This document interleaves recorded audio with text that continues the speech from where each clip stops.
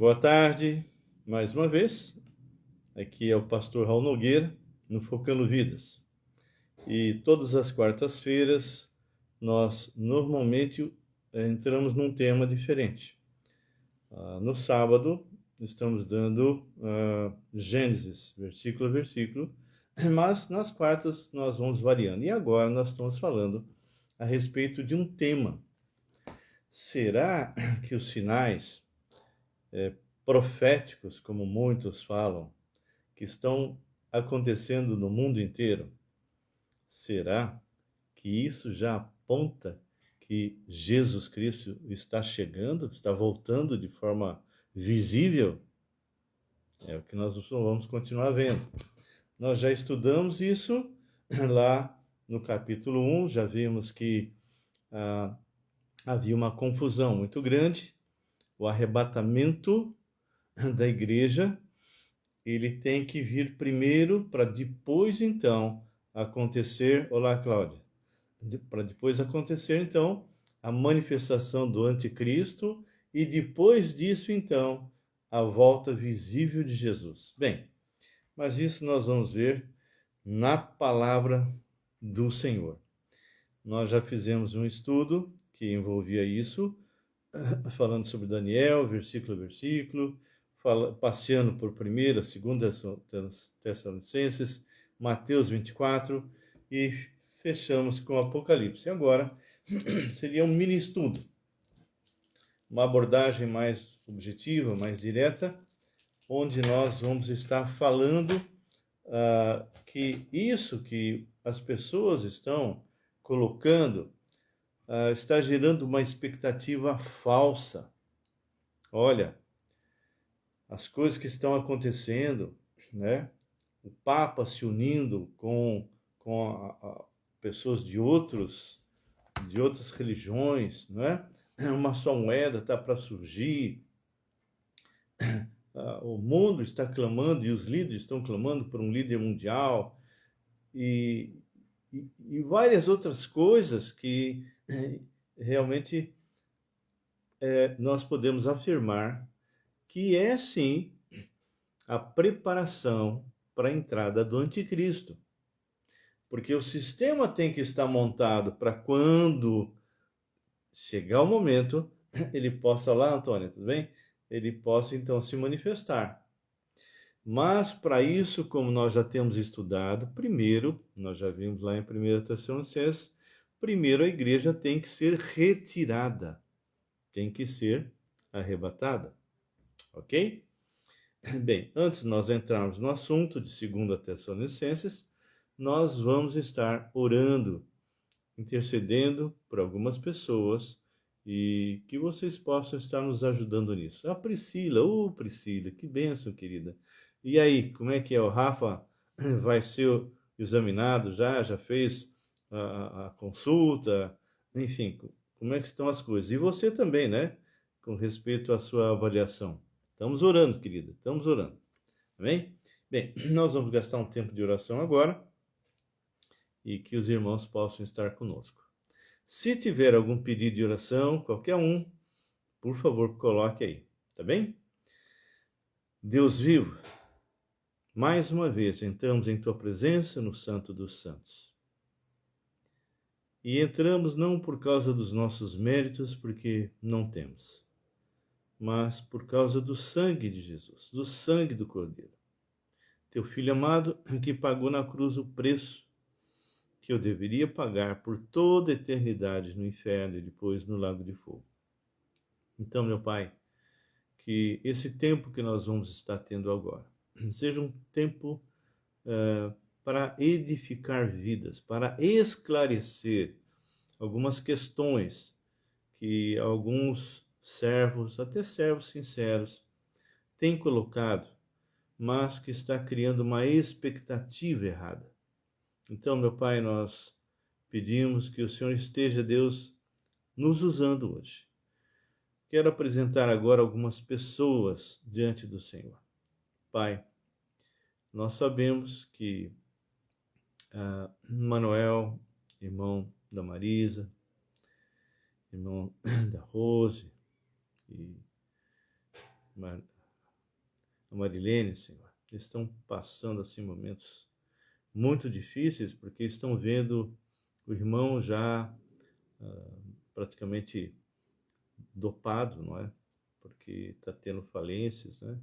Mas o Senhor é o Deus do milagre, o Senhor é o Deus poderoso, o Senhor pode refazer tudo. Não existe nada que o Senhor não possa fazer. Então, dê a eles tranquilidade, paz, consolo, e que aquilo que vier a acontecer com o Manuel, que seja o melhor para ele. Meu Pai, nós entregamos nas tuas mãos o Sebastião, que está se recuperando. Agradecemos pela vidinha dele, agradecemos pela vidinha também do Davizinho, que já tem melhorado um pouco mais os seus passinhos e o seu equilíbrio. Pedimos pela Rose, Senhor, que vai obter o resultado na sua autópsia. Não autópsia, ele vai fazer o exame a respeito do câncer, não é? Para saber o que realmente vai dar. A biópsia é feita, demora muito tempo, né? E a gente fica preocupado, todo mundo fica orando, intercedendo, mas normalmente esse problema, esse resultado tem que ser feito com muito cuidado para não tomarem nenhum tipo de decisão errada. Então, que no resultado dessa biópsia seja totalmente benéfico, Senhor, que não haja nenhum tipo de problema e que a Rose possa, Pai, estar realmente se regozijando contigo, sabendo que o Senhor está interferindo nisso também. Te agradecemos, ó Pai, por todos aqueles que tiveram Covid, se recuperaram, aqueles que tiveram problemas até de quedas, né, como aconteceu com uma irmãzinha nossa, lá da nossa igreja, e aos poucos essas pessoas têm se recuperado, têm realmente voltado às suas atividades normais.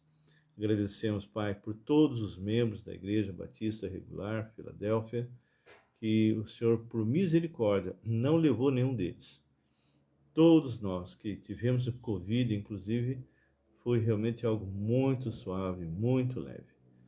Pedimos também, meu Pai, pela Igreja Batista aqui de Campinas, Nova Aliança e BNA, que o Senhor também guarde, proteja todos os teus servos, os pastores, os orientes sempre, e que essa igreja continue sendo uma grande bênção.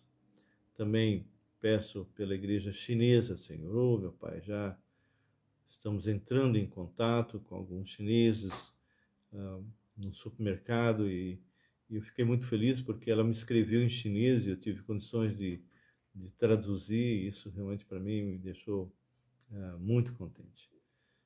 Nesse domingo agora, Pai, nós estaremos pregando na igreja chinesa e já estabelecendo a data que nós vamos nos reunir e aonde, e que o Senhor possa estar conosco com isso, que o Senhor possa estar realmente levantando pessoas que queiram estar fazendo estudo conosco para crescimento da própria igreja. Nós queremos revitalizar essa igreja. E peço ainda, Pai, que o Senhor esteja nos dando novos chineses, novos orientais, seja aqui e depois que nós tivermos condições também dentro da Unicamp. Nós te louvamos, te agradecemos por esse tempo, pelas pessoas que o Senhor já nos deu e que já se converteram. Quero pedir realmente pelo Eber, Senhor, que ele possa crescer e outras pessoas, ó Pai, que a gente tem procurado falar de Cristo e estão realmente com seus corações bem abertos. Peço agora pelo Pedro, Senhor, que tem trabalhado aqui em casa conosco. Ele está realmente com o seu coração um pouco ainda endurecido, mas que o Senhor possa estar tocando essa vida de forma especial e que ele possa se dobrar diante do Senhor. Pai, te agradecemos por esse tempo que estamos tendo aqui, pelos irmãos que estão nos acompanhando, que estamos juntos, que o Senhor nos abençoe e estenda, Senhor, para os seus familiares bênçãos sem medidas. Nós entregamos, então, esse pequeno estudo nas tuas mãos e que o Senhor nos direcione em nome de Jesus. Amém e amém. Muito bem. Ângela, olá, querida. Tudo bem? Que bom. Priscila.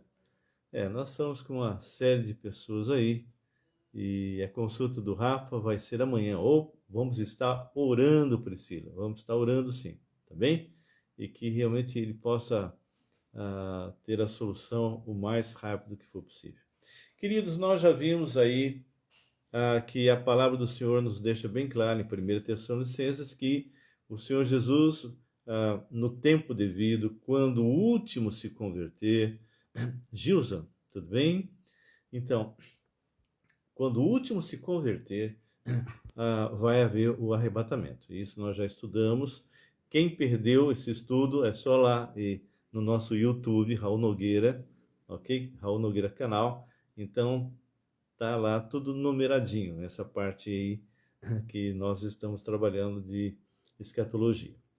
Então, agora hoje nós vamos ver o que impede. A grande questão hoje é o que está impedindo que verdadeiramente haja uma manifestação desse homem da iniquidade, desse líder mundial. Sabe, eu tenho ouvido muitos desses youtubers que têm colocado tipo assim, olha, os sinais estão aí, Jesus já está voltando, e aí começam a citar uma série de coisas que estão acontecendo, seja em Israel, seja realmente guerra, seja peste, seja uma série de coisas, não é? O Papa se unindo com diversas religiões diferentes, e também com respeito à parte política, né? As movimentações que estão acontecendo, os acordos de Israel com países árabes, enfim, uma série de coisas, né? Líderes mundiais se preparando para a entrada de um possível líder que venha de forma global realmente comandar todas as áreas. E isso é uma expectativa que a gente tem percebido e tem ouvido até da parte de pessoas que não são evangélicas, tá? Já vi vários. Já estão até se acostumando a falar de grande tribulação, não entendem nada, não sabem nada, nunca leram de verdade, ficam que nem um papagaio transmitindo, recebe alguma coisa e passa para frente. Bem, esse não é o nosso caso. Tudo que falamos está baseado na palavra de Deus. Olá, Israel. Tudo bem? Então, o que eu quero de vocês hoje é que vocês comecem a examinar as Escrituras. Comecem realmente a estudar, versículo a versículo, se perguntando o que esse versículo está falando. Como é que eu posso aplicar isso na minha vida?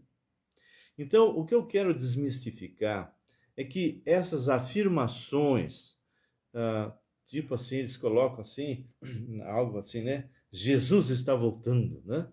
E, claro, o sistema está sendo montado, mas essa afirmação, Jesus está voltando, é uma afirmação falsa.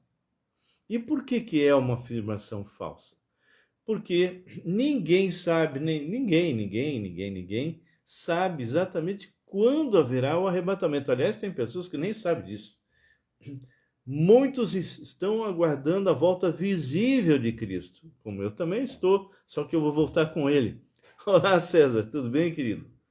Então, eu vou voltar com Cristo. Eu vou voltar com Cristo. Então, a grande questão é: quando haverá a última conversão? Porque, como eu já expliquei, a igreja, que é um organismo vivo, que não é, quando se fala de igreja, não está se falando de parede, não está falando de igreja local, mas está falando do corpo vivo de Cristo. Tudo bem, César? Como é que está o neném? Então, ele começa em Pentecostes e fecha com o arrebatamento. Significa que tem um número de pessoas fechado. Ou seja, a igreja é composta de pessoas que já dormiram em Cristo, que estão com o Senhor, pessoas que ainda vão nascer, pessoas que ainda vão se converter. E o que eu digo é o seguinte: nós não sabemos uma coisa nós sabemos, biblicamente falando, é que quando o último aceitar Jesus Cristo como Senhor e Salvador, nós seremos arrancados desse mundo. Vai ser o rapto. Só que você não sabe quando isso vai acontecer. Eu não estou olhando os sinais, está acontecendo isso, então Jesus está voltando. Não, não. Por quê? O último a se converter pode demorar 2 anos, 3 anos, 10 anos, nós não sabemos. Então, as pessoas ficam criando uma expectativa e vão ficar frustrados. E eu torço para que aquilo que eles estão levantando aconteça o mais rápido possível, ou seja, que haja um arrebatamento e aí entre aí o período da grande tribulação. Tudo bem, mas eu não vou estar dizendo, olha, tudo que nós estamos vendo aí, Jesus está voltando. Isso não é verdade. Já expliquei, e se alguém quiser me desmentir, é só mostrar, biblicamente falando, não tem nenhuma profecia que realmente foi colocada nas Escrituras que esteja impedindo um arrebatamento da igreja. Para o arrebatamento não tem. Para o arrebatamento não tem. Depois que houver o arrebatamento, que nós já estudamos em 1 Tessalonicenses, aí sim, minha prima, tudo bem, Carla? Então, a hora que isso acontecer, aí sim vão começar a surgir uma série de profecias que vão se cumprindo, porque está escrito, não é? Aí sim, aí começa a fazer sentido a questão da união de todas as igrejas, uma só moeda, a questão do surgimento de um líder mundial, tudo isso vai acontecer mesmo. E mais de 700 profecias vão ocorrer na volta de Cristo. Ok, pessoal. Vamos abrir então segunda Tessalonicenses. Então, quem está habituado com a Bíblia é fácil. Quem não está, começa a folhear ou pega no índice, é 2 Tessalonicenses. Eu vou ler o início, ok? Depois vamos entrar no capítulo 2, que é o capítulo que nos interessa. Paulo Silvano, que é também chamado Silas. Olá, Eunice, tudo bem? Paulo Silvano, que é Silas, e Timóteo, a igreja dos Tessalonicenses, em Deus nosso Pai e no Senhor Jesus Cristo. Bom, se Jesus não fosse Deus, isso aqui já seria uma blasfêmia, não é? Graça e paz a vós outros da parte de Deus Pai e do Senhor Jesus Cristo. Essas duas afirmações, versículo 1 e versículo 2, feito por Paulo, se o Senhor Jesus não fosse a segunda pessoa da Trindade, se a pessoa do Logos não fizesse parte da triunidade, ou seja, de Deus, isso seria uma grande blasfêmia feita por um israelita, por alguém que estaria colocando Deus o Pai, Deus o Filho, no caso, não seria Deus, né? Se Jesus não fosse Deus, então estaria colocando Deus o Pai e uma criatura no mesmo nível. Isso seria uma blasfêmia. Muito bem. Irmãos, cumpre-nos dar sempre graças a Deus no tocante a vós outros, como é justo, pois a vossa fé cresce sobremaneira e o vosso mútuo amor de uns para com os outros vai aumentando. Ele havia realmente elogiado muito no capítulo 1, porque os Tessalonicenses se tornaram modelos lá em Macedônia e Acaia. Fantástico! Se você não leu, dá uma lida, por favor, dá uma lida lá em 1 Tessalonicenses capítulo 1 e vai estudando, você vai ver que coisa maravilhosa. Como é que realmente Deus pode transformar e libertar vidas. Bem, então, no versículo 4 diz, a tal ponto que nós mesmos nos gloriamos de vós nas igrejas de Deus, ou seja, Paulo falava dos Tessalonicenses a outros servos de Deus de outras igrejas, colocando eles como realmente um modelo, não é? À vista da vossa constância e fé em todas as vossas perseguições e nas tribulações que suportais. Então, estava havendo uma grande perseguição E daí é que surgiu aquele questionamento que nós já vimos, ok? Com respeito a, será que já chegou o dia do Senhor? Será que realmente isso já é a volta visível de Cristo? Eram questionamentos que estavam acontecendo. Sinal evidente do reto juízo de Deus para que sejais considerados dignos do reino de Deus, pelo qual, com efeito, estáis sofrendo. Se de fato é justo para com Deus que ele dê em paga tribulação aos que vos atribulam. Enfim, nós muitas vezes estamos assim achando que nós sofremos, né? Nosso sofrimento hoje como crente não é nada. Não é nada. Se você, Paulo, meu querido, já estou aqui, querido. Já estou em Campinas, hein? Já estamos aqui, tá bem? Qualquer dia vem me fazer uma visita, tá bom? Enfim, aqui fala assim, no versículo 7, né? Eu vou ler o 6 de novo. Se de fato é justo para com Deus que ele dê em paga tribulação aos que vos atribulam. E a vós outros que sois atribulados, alívio. Quer dizer, é como se ele fosse dizer, bom, que Deus vai atribular aqueles que estão te atribulando e para vocês vai ter alívio, né? Juntamente conosco. Quando do céu... então esse alívio não era algo que era esperado para aquele momento, para aquelas circunstâncias, porque enquanto nós estivermos nesse mundo, a palavra fala, todos quantos querem viver piedosamente em Cristo Jesus serão perseguidos. Então, nós estamos andando na contramão do sistema. Hoje, aquilo que se pratica, que antes para nós era errado, hoje é considerado algo bom, algo que deve ser praticado. E aquilo que nós praticamos como correto, sempre, segundo as Escrituras, para muitos hoje é errado. Então há uma inversão de valores. Muito bem. Então, aqui ele está falando que esse alívio vai acontecer quando vier o rapto, quando vier o arrebatamento da igreja, que nós já estudamos em 1 Tessalonicenses. Então ele fala, e a vós outros que sois atribulados, alívio, ou seja, realmente, para quem não é da igreja, vai realmente ter problemas sérios. Esses que hoje atribulam os cristãos vão passar por tribulações eternas. Não vai ser uma coisa momentânea, ok? Eu tenho uma pessoa que nós temos evangelizado que eu sempre pergunto, quem é que vem te buscar quando você fechar os seus olhos? Serão os anjos? Ou você vai morrer e de repente você está no inferno? Alguns falam que os demônios é que vêm buscar. Eu não tenho base bíblica para isso, mas nós sabemos que os anjos vêm buscar, porque isso nós já lemos naquela passagem do rico e do Lázaro, que quando o pobrezinho Lázaro morreu, ele que era um servo de Deus, temente ao Senhor, diz a palavra que os anjos vieram buscá-lo e o levaram para o seio de Abraão.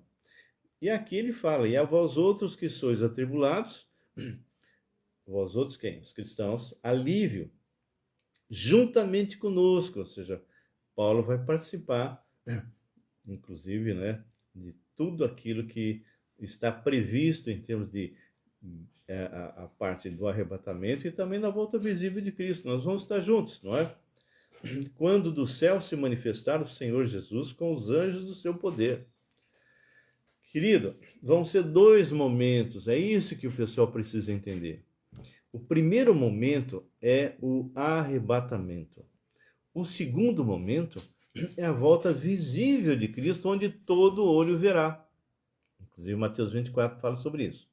Então, a volta visível de Cristo é diferente, é um momento diferente do arrebatamento. Para aqueles que são católicos e lembram do credo, creem em Deus Pai, Todo-Poderoso, Criador do céu e da terra, né? E quando vai chegando no final, fala que cremos na Santa Igreja Católica Apostólica, né? Na comunhão, na ressurreição da carne e na vida eterna, amém. As pessoas falam isso, muitas vezes, esse credo, e não sabem o significado. A ressurreição da carne é o arrebatamento. Se uma pessoa pegasse o credo, tá? Eu desafio vocês. Pegasse o credo e começasse a estudar um credo à luz da Bíblia, ele ia se converter a Cristo, tranquilo. Não dá outra. Ele ia entender perfeitamente o Evangelho. Então aqui ele fala, e a vós outros que sois atribulados, alívio. Claro, nós vamos ser retirados daqui, juntamente conosco, quando do céu se manifestar o Senhor Jesus com os anjos do seu poder, em chama de fogo, tomando vingança contra os que não conhecem a Deus e contra os que não obedecem ao Evangelho de nosso Senhor Jesus. Querido, muitas pessoas falam para mim assim, se Jesus viesse hoje, iam matar de novo. Não. A morte de Jesus não foi algo por acaso, era algo que estava escrito, já estava planejado, porque Jesus tinha que morrer. Se Jesus não morresse em nosso lugar, nenhum de nós poderíamos ser salvo, porque nenhuma religião salva. Nem pastor, nem guru, nem pai de santo, nem padre, papa, ou aqueles que já partiram, Maria, José, ninguém, a palavra de Deus desmente isso. Diz, ao homem está ordenado morrer uma só vez, e depois disso, juízo.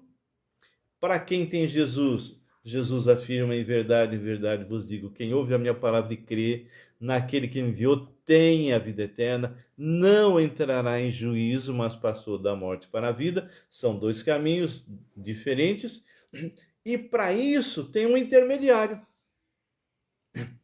A palavra diz, porquanto há um só Deus e um só intermediário entre Deus e o homem, Jesus. Por quê? Porque ele, como Deus e Criador de todo o universo, ele se fez homem. Então Jesus é Deus homem. Como Deus, ele pode perdoar os seus pecados, os meus. E como homem, ele pôde morrer no seu lugar. A morte de Jesus foi única. Então não tem essa de, se ele estivesse aqui, ele iria simplesmente ser trucidado de novo. De jeito nenhum. Olá, Celina. De jeito nenhum. Porque quando ele voltar, ele vai voltar como Rei dos Reis, Senhor dos Senhores, conforme Mateus 24, conforme Apocalipse 19. Então não tem essa que Jesus vai voltar e aí vão pegá-la de jeito nenhum. A primeira vez ele tinha que vir, segundo as Escrituras, como servo sofredor. Ele tinha que morrer no seu lugar e ressuscitar e oferecer de graça a vida. Por isso que ele fala, vinde a mim, vós que estáis cansados, sobrecarregados, e eu vos aliviarei. Não é igreja, não é pastor, não é papa, não é bispo, não é nada. Eu vos aliviarei de Jesus. Aprendei de mim, porque sou manso, humilde de coração, e acharei descanso para as vossas almas, porque meu jugo é suave e meu fardo é leve. Então, o Senhor Jesus, quando voltar, ele vai encontrar um grupo de pessoas, conforme nós vamos estudar mais à frente, que vão estar adorando o anticristo, que vão estar realmente achando que ele é o Messias, ok? E um outro grupo que simplesmente rejeitou esse falso Messias. Então, quando Jesus volta, todo o pessoal que recebeu a marca da besta, todo o pessoal que realmente é adorador do anticristo, esses vão morrer. Eles vão ser lançados no inferno, onde eles vão estar aguardando o momento de um segundo tipo de ressurreição, onde eles vão estar comparecendo diante do trono branco para serem julgados, e como eles não foram lavados por Cristo, eles não podem se autodefender, infelizmente serão lançados no lago de fogo, ok? Mas isso é outra conversa. Então ele fala, olha só, olha como essa palavra é dura, hein? Eu vou ler só o versículo 8 e 9, só para você ver como essa palavra é dura. Em chama, ele vai vir, né? Com seus anjos e tal, em chama de fogo, tomando vingança contra os que não conhecem a Deus e contra os que não obedecem ao evangelho de nosso Senhor Jesus. Estes quem? Aqueles que não conhecem o Evangelho, aqueles que não receberam Jesus, aqueles que mantiveram-se em religiões, até com sinceridade. Estes sofrerão penalidade de eterna destruição, banidos da face do Senhor e da glória do seu poder. Quando vier para ser glorificado nos seus santos e ser admirado em todos os que creram naquele dia, porquanto foi crido entre vós o nosso testemunho. Por isso também não cessamos de orar por vós, para que o nosso Deus vos torne dignos da sua vocação, porque você, meu irmão, minha irmã, foram chamados com propósito. Ele te deu dons e te deu ministério. E um dia você vai fechar os olhos, eu sempre falo isso. E ele vai olhar para você e vai perguntar: fulano, o que você fez com os dons que eu te dei? O que você fez com o ministério que eu te dei? E aí, conforme 1 Coríntios 3, na distribuição dos galardões, alguns vão ter um problema aí. Dá um passeio lá em 1 Coríntios capítulo 3 para ver. Por isso, também não cessamos de orar por vós, para que o nosso Deus vos torne dignos da sua vocação e cumpra com poder todo o propósito de bondade e obra de fé, a fim de que o nome de nosso Senhor Jesus seja glorificado em vós e vós nele, segundo a graça do nosso Deus e do Senhor Jesus Cristo. Bem, isso é o que nós entendemos pela palavra de Deus, o dia de Cristo, o dia do arrebatamento, né? O dia da ira do Senhor é quando ele volta, e aí ele vem como juiz, ok? Vai separar os bodes das ovelhas, enfim, tem toda uma história aí. Agora, eu quero desafiar vocês a lerem o capítulo 2.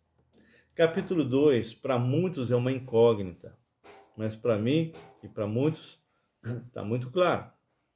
Presta atenção. Irmãos, no que diz respeito à vinda de nosso Senhor Jesus, ele está se referindo à volta visível de Cristo, ok? Ele vai fazer uma crítica, porque o pessoal, devido à perseguição, já estava achando que Jesus estava voltando. É que nem o pessoal anda achando por aí, tá? É um achismo, não é?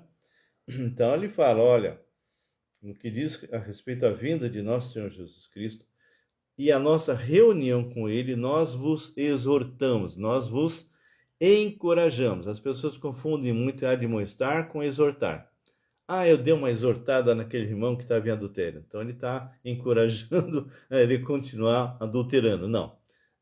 Se eu quero realmente chamar atenção, é admoestar. Se eu quero encorajar a pessoa, é exortar. Então, ele diz, a nossa reunião com ele, nós vos exortamos aqui, não vos demovais da vossa mente com facilidade, nem vos perturbeis, quer por espírito, quer por palavra, quer por epístola, como se procedesse de nós, supondo que tenha chegado o dia do Senhor.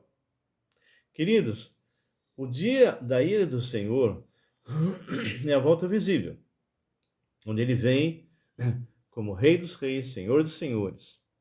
E como eu disse, todos aqueles que nesse tempo da volta não morreram, ok? Porque muitos serão mortos pelo anticristo, mas aqueles que perseveraram até o fim, nos 3 anos e meio finais, que é a grande perseguição, e esses estiverem vivos,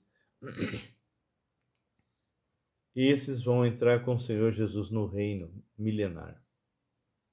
Os outros que receberam a marca da besta, esses serão lançados, como já disse, no inferno, no lugar de tormentos, que a gente chama de lugar de tormentos, aguardando o final do milênio, onde eles ressuscitarão e comparecerão diante do trono branco para ser julgados e lançados no lago de fogo. Não tem segunda chance, não.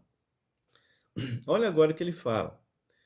Estava havendo algumas confusões por causa de, quer por espírito, manifestações, espíritos usando pessoas para falar mentiras, falar heresias, palavras tentando convencer as pessoas. Quer por epístola, tinha uma epístola rodando lá, como se fosse a epístola de Paulo. Valdivan, tudo bem, meu querido? Lindraci, tudo bem, menino? Tudo bem em Minas? Enfim, aqui o Paulo estava muito preocupado com eles, porque ele está dizendo, ó, não vos demovais de vossa mente com facilidade. Eles estavam, boa tarde, Lindraci, eles estavam, vamos dizer assim, sendo convencidos por algo que não vinha da boca de Paulo, não vinha de uma autoridade apostolar, como era o caso de Paulo. Eram líderes falsos que estavam pregando mentira. Muito bem. Então, ele está dizendo, cuidado, olha, não vos demovais com facilidade, né? Você tem que ter convicção, porque essas epístolas, essas palavras, espíritos enganadores, estavam colocando para eles que o dia do Senhor, ou seja, a volta visível de Cristo estava próxima. É o que o pessoal anda pregando agora. É o que o pessoal anda pregando. Mesma coisa. Só para vocês terem uma ideia, o efeito disso, isso já aconteceu com alguns grupos, tipo Mormon, tipo Testemunho de Jeová. O pessoal parou de trabalhar. Muitos. Ah, Jesus está voltando, eu vou parar de trabalhar. Muitos, e isso é só vocês pesquisarem na história, se colocavam, se vestiam de branco e tal, esperando a volta de Cristo. Queridos, isso não tem base bíblica, isso é misticismo. Então, agora ele diz assim: ninguém, de nenhum modo vos engane, porque isto não acontecerá sem que primeiro venha a apostasia, sem que primeiro venha o rapto. É interessante que muitas pessoas leem aqui, mas aqui é apostasia da fé. Onde está escrito apostasia da fé? Está escrito aqui, alguém? Alguém pode me mostrar? Tem alguma Bíblia que está escrito primeiro vem a apostasia da fé? Não, isso você vai encontrar lá em Timóteo, ok? 1 Timóteo fala, não é? Mas aqui não está falando isso, não. Aqui está falando da retirada, do rapto, do momento em que você vai ser arrancado com força, ok? E isso é algo que nós temos que entender. Se você abrir 1 Timóteo 4:1, você vai ver a diferença. Vamos abrir lá 1 Timóteo, capítulo 4, que era o que estava acontecendo. O pessoal estava sendo enganado, né? Ora, o Espírito, 4, versículo 1, tá bem? 1 Timóteo 4:1. Ora, o Espírito afirma expressamente que nos últimos tempos alguns apostatarão da fé. Aqui sim, aqui está falando, e a gente tem percebido que essa apostasia da fé está tão gritante que a gente não sabe mais o que fazer, o que falar. O que você acha, de repente, de uma pastora morrer, e aí quando vamos assim, os participantes daquele culto, né, os membros daquela igreja, dão o dízimo, aí ela ressuscita? É legal? O que você acha de um pastor, de repente, manda o seu fiel que está com problemas espirituais abrir a boca e ele gospe dentro da boca uma saliva santa para que aquela pessoa seja liberta? O que você acha de pessoas tendo assim a unção do cachorro, começando a levar um culto ao cão? E eles começam, duas delas cantando como se fosse cachorro cantando. Ou elas, e até um pastor, andando de quatro, numa coleira. Irmãos, são tantas as aberrações que eu gastaria um tempão só falando disso. Então, a apostasia da fé, que está escrito aqui, essa sim, já está aí. Já está aí e vai piorar mais. Isso é só o começo, tá? Você vê algumas igrejas que estão surgindo aí, e eu não vou dizer o nome ou coisa, que são pervertidos, totalmente, não tem nada a ver com a palavra de Deus, completamente longe do evangelho, do verdadeiro evangelho. A palavra do Senhor fala que a ira do Senhor se manifesta contra toda impiedade e perversão daqueles que mudam a verdade em mentira. O que é um ímpio? É aquele que não leva Deus em conta, aquele que realmente não tem um relacionamento vertical com Deus. O pio é aquele que leva Deus em conta, ele é um crente. Então, o ímpio que não tem um relacionamento no sentido vertical, no sentido horizontal, eu tenho falado sempre isso, vai ter uma perversão nos seus relacionamentos. Isso é o que a gente encontra, e logo em seguida vocês vão ver o que o texto fala, que nível de perversão que o texto vai falar, não é? Lá em Romanos, capítulo 1, vai lendo o versículo 18 em diante, tá bem? Mas, voltando ao que nós estávamos falando, aqui fala, 1 Timóteo 4, 1, ora, o Espírito afirma expressamente que nos últimos tempos alguns apostatarão da fé por obedecerem a espíritos enganadores e a ensinos de demônio. Essa turma aí que anda nesses cultos, querido, se eu puser a mão, cai. Eu vou contar uma historinha, não vou dizer aonde. Eu era chamado para pregar numa outra cidade, né? E era uma igreja pequena, uma igreja que tinha lá seus 120 membros, 150 membros, e tudo bem, pregava, né? Era uma linha séria, uma linha que realmente pregava a palavra, tudo bem. E um dia, depois que eu voltei da China, o pastor, que nós conhecíamos, nos convidou para pregar novamente. Quando eu voltei, essa igreja já devia ter mais ou menos umas 2.000 pessoas. Olha, eles entraram no G12, mas isso é outra conversa. Aí, quando eu terminei de pregar, ele virou para mim e falou assim: Raul, agora ora por eles. Quando ele falou, ora por eles, eu comecei a ver algumas mulheres entrando com lençóis na mão. Não entendi, e eu comecei a orar. Quando eu comecei a orar, as pessoas que estavam embaixo para receber oração começaram a cair no chão e se estribuchavam. E eu olhei para ele e falei: irmão, que é isso?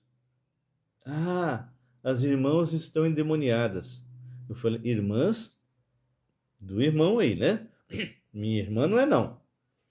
Porque aonde entra o Espírito Santo, meu filho, não entra demônio não. São todas as pessoas que estão com isso aí, são pessoas endemoniadas e que nunca se converteram, são meramente religiosas. Bom, nunca mais fui convidado para essa igreja, mas tudo bem. Antes assim. Mas aqui ele fala espíritos enganadores e ensinos de demônios, pela hipocrisia dos que falam mentiras e que têm cauterizado a própria consciência, que proíbem casamento, exigem abstinência de alimentos que Deus criou para serem recebidos com ações de graça pelos fiéis e por quantos conhecem plenamente a verdade. Muito bem. Então, aqui, como nós vimos em 1 Tessalonicenses, nós encontramos a apostasia da fé, ou seja, alguém que começa realmente a se desviar, começa a haver uma mudança de itinerário, começa realmente a sair do trilho. Mas aqui não está escrito apostasia da fé. Aqui simplesmente está se referindo a algo diferente, porque a grande discussão é: o dia do Senhor chegou? E aí Jesus fala: não, isso não vai acontecer antes que venha a apostasia. Então, quando se fala de apostasia, muitos colocam só no sentido de que seria realmente algo, uma revolta agressiva, não é? Contra e crescente contra Deus, que realmente vai acontecer, não é? Mas aqui é algo diferente, é uma operação que vai acontecer de rapto. Então, alguns estudiosos colocam isso, ou seja, aqui é o rapto, a retirada. E eu vou voltar a falar um pouquinho a respeito dessa palavra e de alguns estudos a respeito disso. O fato é que não está se referindo à apostasia da fé.